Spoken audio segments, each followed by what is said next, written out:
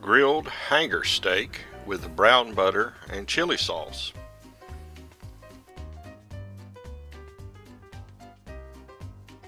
Hanger steak has become one of my favorite cuts of meat. It's tender like filet mignon or beef tenderloin, but it has a flavor similar to a ribeye, a real nice beefy flavor that tenderloin lacks. It's also much less expensive than tenderloin or ribeye, either one, but it requires a little prep work to get it ready to cook. If you bought this cut of meat from a butcher, I'm sure that he would do the prep work for you. But in this case, I bought it from the restaurant depot, and so I'm going to have to do it myself. And so I thought I'd show you how to clean a hanger steak. First thing you want to do is remove all the silver skin and any excess fat or sinew on the outside that would either be tough or too fatty. Hanger steak is two pieces of meat that is connected by a tough sinew down the center, and that sinew is what I'm removing right now. You have to take that out because it will not cook away, and it's very chewy and not pleasant to eat. So that sinew has to be removed or you will not get a good product. In the end, you will divide the hanger steak into its two separate hemispheres and remove the sinew and discard it.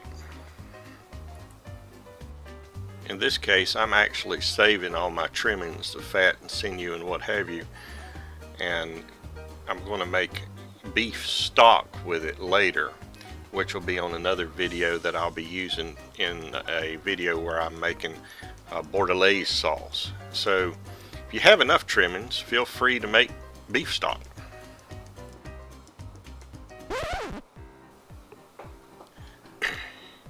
Once I've trimmed the sinew off and have completely trimmed the meat, in this case I'm going to cut it into steak size portions, but it also makes very good kebab meat as well, so you could just cut it up into kebabs if you were doing kebabs. Here is a sped up version of me cleaning the other piece of meat, and in this particular piece of meat you can see the sinew very well. It's easy to see and therefore to remove, and there you have it. Because hanger steak is irregular in shape and I'm planning on grilling this, I'm going to put it between two pieces of cellophane and pound it into a uniform thickness. Culinary term for this is to paillard, or the French term rather. But we're just simply wanting to make the steak uniform so that it cooks uniformly. I'm looking for about 3/4 of an inch thickness.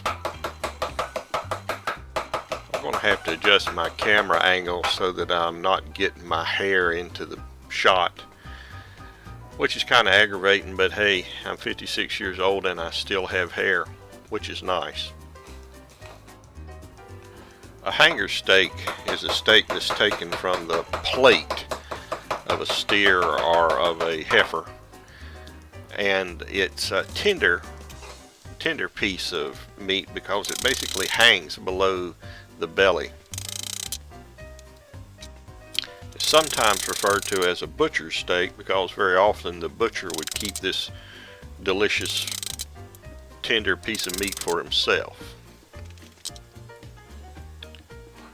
I'm going to place the steak on a sheet pan on a wire rack and put it in the bottom of the refrigerator and allow the dry air of the refrigerator to air dry the steak overnight.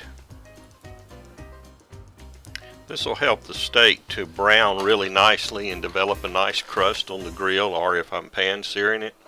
I also do the same thing with chicken or with turkey. Anything that I want to get a good brown crust on, I air dry it overnight in the refrigerator. Any raw meat or poultry should be kept in the lower level of a refrigerator in such a way that it cannot possibly contaminate any other food or cross-contaminate, say, vegetables or salads. After 24 hours, the steaks are drier on the surface and they've taken on kind of a dark mahogany color. I've selected 2 of the steaks to further prepare for grilling.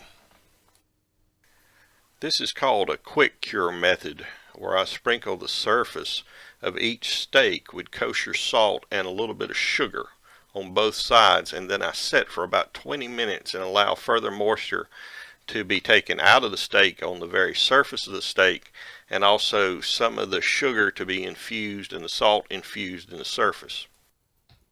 Don't worry about the sugar from the low carb aspect. We're going to be wiping most of it off anyway, but it will help with the caramelization.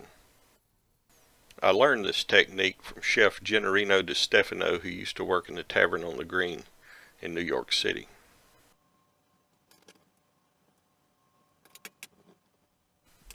In the meantime, we'll make the brown butter sauce that we will use for basting and flavoring the steak.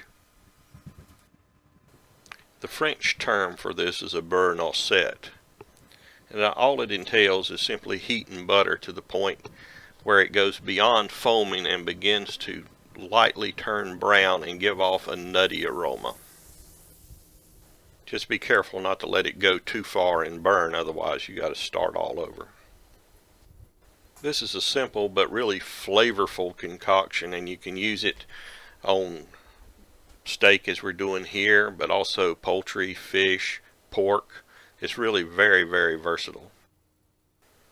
For this particular preparation, I'm going to infuse the brown butter with some Espelette chili powder, which comes from the Basque region of France. It has a nice spiciness to it without being overpowering. This can be found online or at specialty spice shops.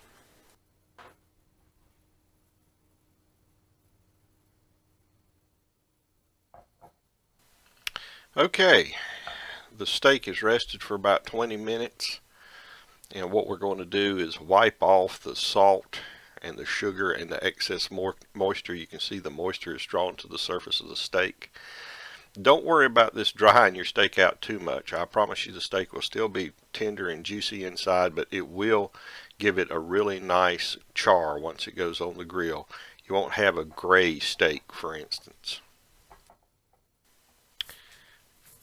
Now I'm going to season the steak with some pepper, and then I'm going to brush it with the brown butter and chili powder mixture, and we're going to set that aside to allow those flavors to meld and allow the steak to come to room temperature before it goes on the grill. I'm not adding any additional salt at this time. When the steak comes off the grill, I will garnish it with a little fleur de sel, very little, but we don't want to over salt it. Remember, it has been salted once.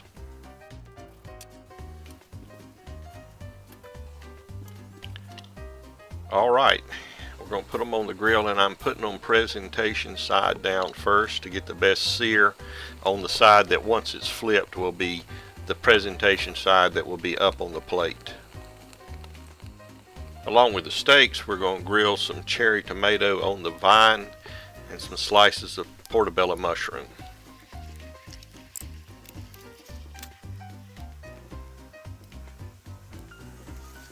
You can observe when I flip the steaks over how nicely they were seared, and we're going to brush them down again with some more of the brown butter and chili sauce.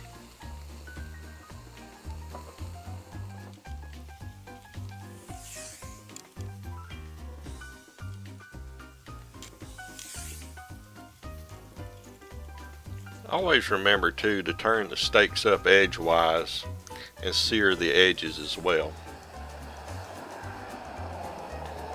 I like my steaks to be about a medium, nice and pink inside, so I'm looking for them to be just a little bit springy to the touch.